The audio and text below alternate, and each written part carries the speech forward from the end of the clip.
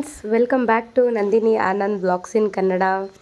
ಏನಿವತ್ತು ನಂದಿನಿ ಎಲ್ಲಿಗೆ ಹೋಗ್ತಾ ಇರ್ಬೋದು ಅಂತಲೇ ಯೋಚನೆ ಮಾಡ್ತಾ ಇದ್ರಾ? ನೋಡಿ, ಹೋಗಿರೋದು ನಾನು ಇಲ್ಲಿಗೇನೆ. ಯಾವ್ದು ಹೇಳಿ? Apple fitness. ಇದು ಬಂದು ಜಯನಗರಲ್ಲಿರುವಂಥ ಬ್ರ್ಯಾಂಚು. ಸೊ ನಾನಿಲ್ಲಿ ಏನಕ್ಕೆ ಬಂದಿದ್ದೀನಿ, ಏನು ನಾನೇನಾದರೂ ಜಿಮ್ಮಿಗೆ ಜಾಯಿನ್ ಆದ್ನಾ ಅಥವಾ ಏನಿರ್ಬೋದು ಅಂತ ಯೋಚನೆ ಮಾಡ್ತಾ ಇದ್ದೀರಾ? ಈ ವಿಡಿಯೋನ ಎಲ್ಲೂ ಮಿಸ್ ಮಾಡ್ತೀರಾ ನೋಡಿ, ಆವಾಗ ನಿಮಗೆ ಗೊತ್ತಾಗುತ್ತೆ ನಾನಿಲ್ಲಿ ಏನಕ್ಕೋಸ್ಕರ ಬಂದಿದ್ದೀನಿ ಅಂತ ಅಂದ್ಬಿಟ್ಟು.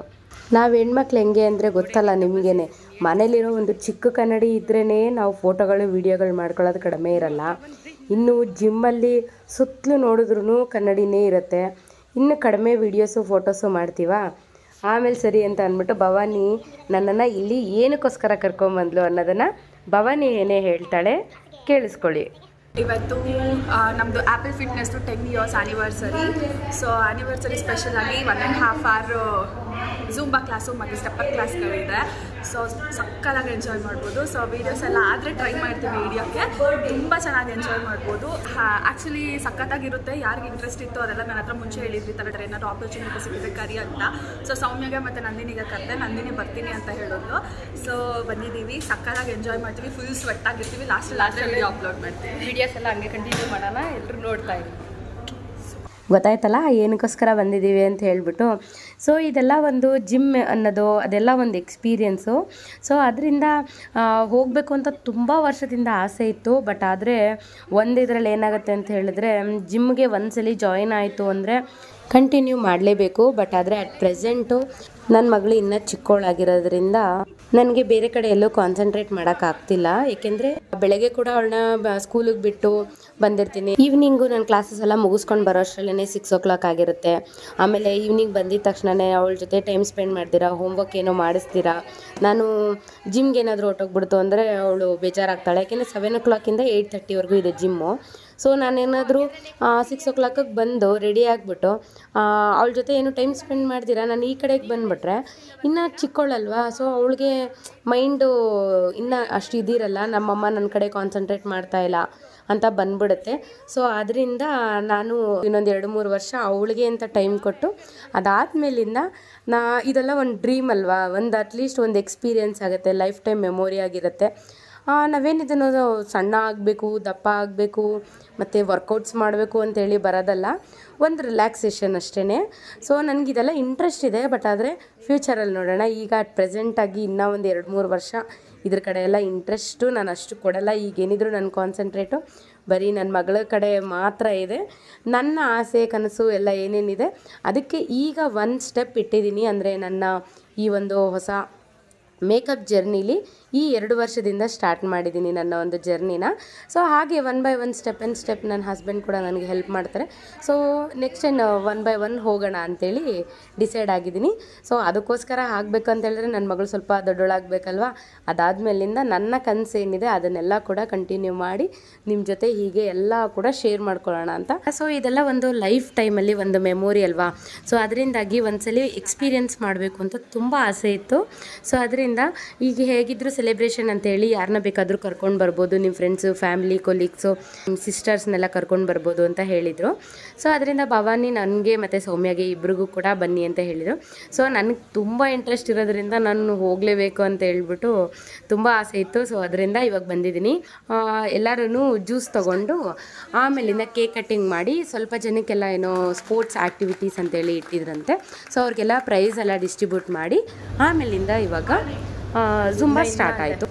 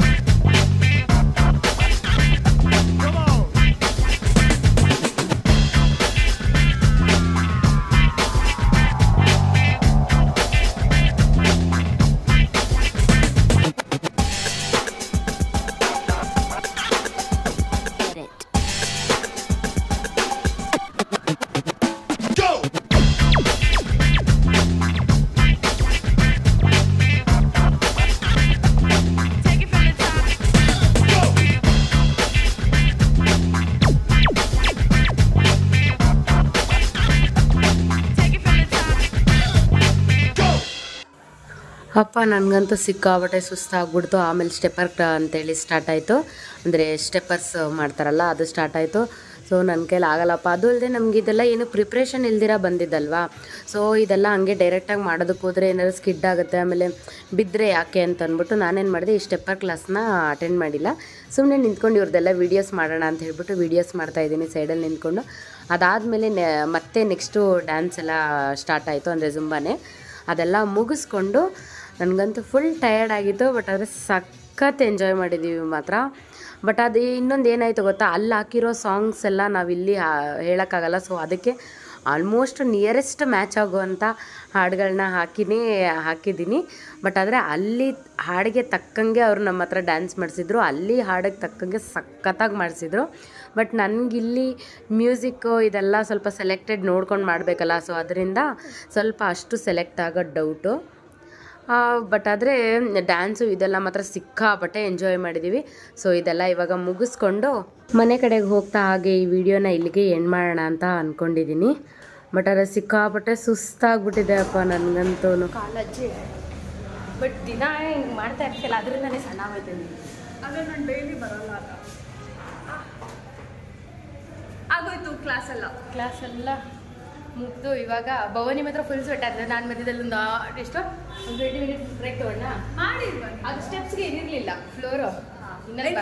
ಫಸ್ಟ್ ಟೈಮ್ ಅದು ಫ್ಲೋರ್ ಮಾಡಕ್ಕೂ ಆಗಲ್ಲ, ಬಿದೋಗ್ಬಿಡ್ತೀರಾ. ನೀನೇ ಪರವಾಗಿಲ್ಲ, ರೆಸ್ಟ್ ಮಾಡಂದಿಯಲ್ಲ.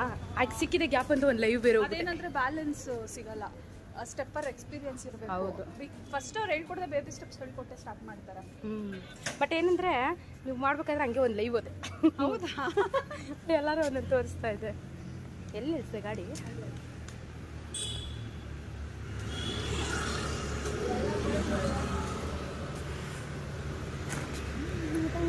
ಅಷ್ಟೇ. ಇವಾಗ ಈ ವಿಡಿಯೋನ ಇಲ್ಲಿಗೆ ಎಂಡ್ ಮಾಡೋಣ. ಥ್ಯಾಂಕ್ಸ್ ಭವಾನಿ, ಕರ್ಕೊಬಂದಿದ್ದಕ್ಕೆ ಒಳ್ಳೆ ಎಕ್ಸ್ಪೀರಿಯನ್ಸ್ ಕೊಟ್ಟೆ. Thank you so much. Pleasure. Bye. Next ಹೊಸ ವಿಡಿಯೋ ಜೊತೆಗೆ ಬರ್ತಾಳೆ, ವೇಟ್ ಮಾಡ್ತಾರೆ. Thank you so much. ಈ ವಿಡಿಯೋನ ಇಲ್ಲಿಗೆ ಎಂಡ್ ಮಾಡ್ತಾ ಇದ್ದೀನಿ. ಇದೇನಾದರೂ ವಿಡಿಯೋ ಇಷ್ಟ ಆಗಿತ್ತಂದರೆ ಪ್ಲೀಸ್ ನನ್ನ ಚಾನಲ್ನ ಸಬ್ಸ್ಕ್ರೈಬ್ ಮಾಡ್ಕೊಳ್ಳಿ. ಸಬ್ಸ್ಕ್ರೈಬ್ ಮಾಡಿ. Bye. Thanks for watching. Nandini Anand vlogs in Kannada. Bye bye.